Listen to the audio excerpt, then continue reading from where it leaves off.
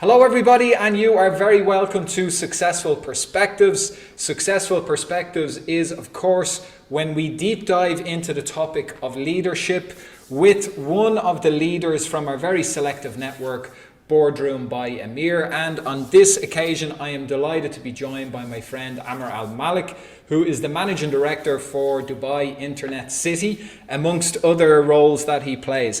Ammar, it is wonderful to see you here. Thank you so much for joining me on Successful Perspectives. You're very welcome. Thank you, Trevor. Thanks for having me. Excited to be here.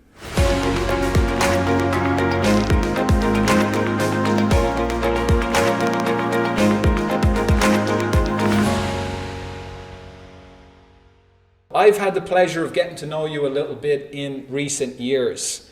And one of the things I'm always curious about as I meet these different leaders is how they view their leadership philosophy. So maybe you could describe to me the main tenets of your leadership philosophy. What do you think is the most important parts of being a leader, basically? Thank you very much for having me, Trevor. Thank you very much for having me. Happy to be here today. I think these discussions that you have with leaders in your membership circle, I think, are incredibly important. They share leadership or leadership ideas for everyone on the region, for the region. So thank you very much for organizing this. The leadership tenets that I kind of believe in are not the usual things that you will read in a book, I hope at least. Because you have a lot of different, have a lot of books, a lot of management books, leadership books that will tell you need to do this, step number one, number two. But my personal opinion on these matters is that a leader has to be very strong in change. So whatever these tenets are, whatever you believe is important as a leader will not be as important as you think it is tomorrow or the day after. There will be something else that comes up as well. Therefore, this philosophy of leadership that there are a set of rules, if you follow them, then you'll be a successful leader and number one and the best, which I kind of disagree. You have to be able to do everything as a leader. But most important thing is that you're able to manage this change, manage this leadership, self-learning, I can say, throughout this journey. At the end of the day, this is a changing environment. Technology may change things. Look at what happened during COVID, right? You manage your team a certain way, and then all of a sudden people are at home working. They're going to use the same leadership strategies, the same leadership styles or management styles. I don't think they're going to work. Therefore, the most important thing is your personal self-development change during your leadership. But they should be bounded by self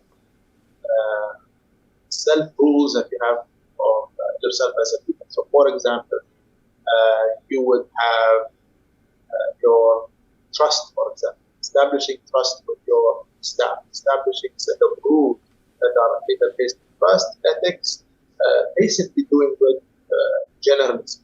And then you would base that on your leadership style. I love it. So change is the only constant. Do you get an opportunity to reflect on your leadership philosophy? Is it a case of when you're doing conversations like this, it forces you to sit down and think about your leadership philosophy? Or is it something that you do on an ongoing basis? Or is it something that, frankly, we're all so busy, you don't often have time to think about actually, what is my philosophy of leadership? How do you reflect on that? Reflection, on a very personal note, I can say, since this is a discussion about our personal leadership styles, I would say self-reflection, I tend to do this quite often, almost daily or weekly, on successful or unsuccessful things that are happening.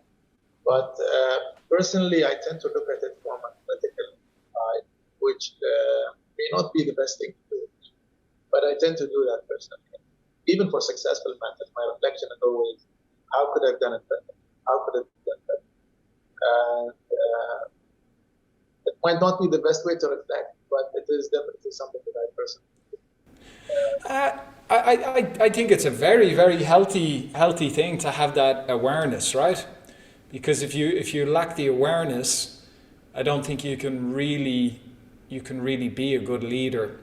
I'm curious, Ammar, have you always recognized in yourself, since you started your career or even before, have you always recognized in yourself a natural leadership quality, or was it something that you had to work on as you continued to progress in your career, and it's something that you had to develop within yourself? No, I think when it comes to even today, I don't really think about whether or not I'm a leader or I'm leading a team. Personally, it's something that you have to grow into, but it's mostly about achievement and success. So are you achieving what you need to do?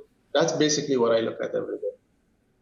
I have a great team. I work for a great company, and therefore a lot of the success that happens, or a lot of the things that we do on a daily basis, has to be reflected in a kind of way, in an achievement point. Now, whether or not you look at yourself as a leader or as a manager or as a part of the team employee, for me, I've never really thought about that, honestly. It's mostly, even when I started my career, it's always been, what can I do to finish this? And I guess that focus on outcomes, which is what you're really talking about, you're focusing on, are we going to achieve this? Are we going to be successful? This is an intrinsic part of leadership.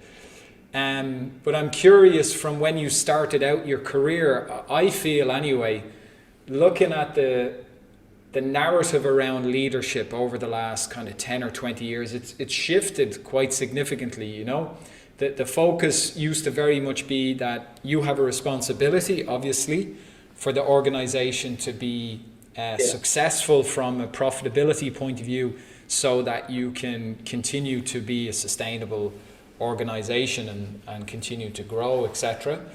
And then the narrative started to shift to, okay, we have a responsibility, and rightly so, to create a culture that people can thrive in. And I love your point around that trustworthiness, trust as a value, because that's an important part for culture.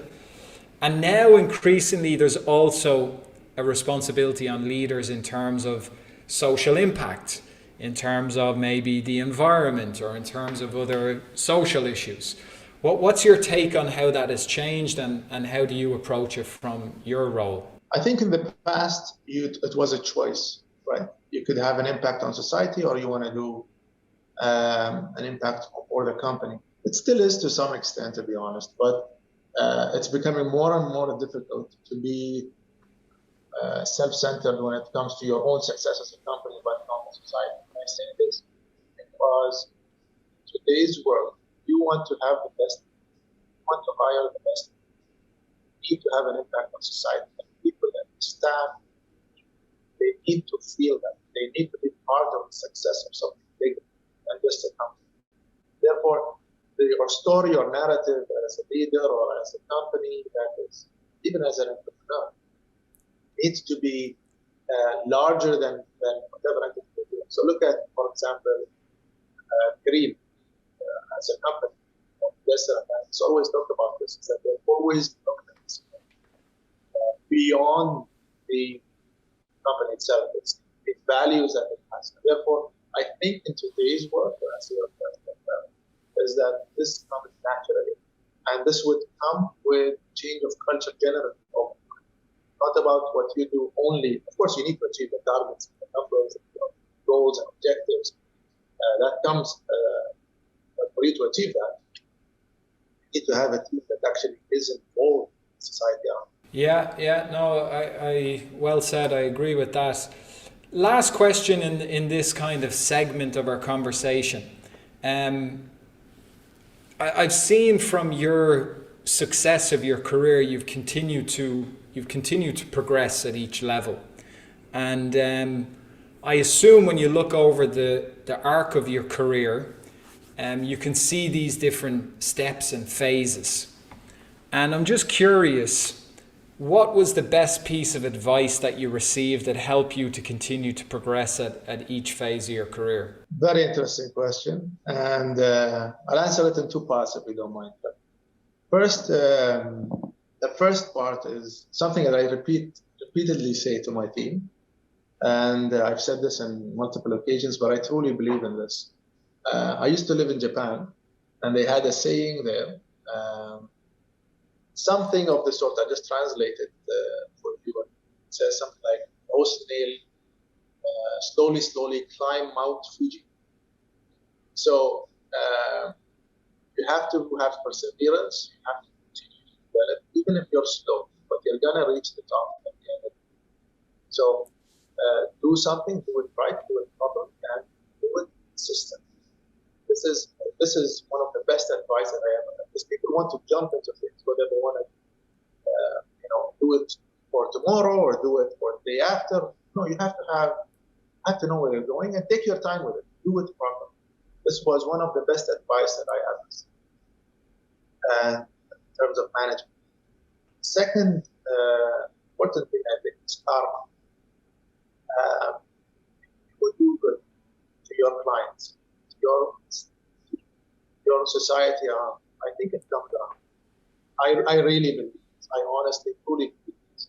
If you have good intentions, even if you fail certain things, because you had good intentions or doing it in the right way, I fully believe it's going to happen multiple times, and that's why I believe that people will come back. That establishes trust, that establishes good relationship with your partners, and most importantly, yourself. This is very, very important, because it establishes something. So at night sleeping, you don't need to stress about whether or not you've done a good job or a bad job, or whether or not you're going to achieve this. And these two comments, these two points, is something that I truly. No, I love it, especially that point of, essentially what you're saying is, when you go out every day and you focus on having the right intentions with your interactions with your customers and clients and stakeholders, there's an element of that goodwill, which makes sense, because as your career grows and the reciprocal mindset that human beings have, if you're going out and you're setting an intention and you're treating people with the right values, and then every interaction you have is with the right values, people recognize that. And then that comes back around your network and comes back around the people that are supporting you. So I think it's a great piece of advice. Ammar, thank you so much for being on Successful Perspectives. It's always a pleasure to have a conversation with you, and thank you for sharing your time. Thank you so much, Trevor.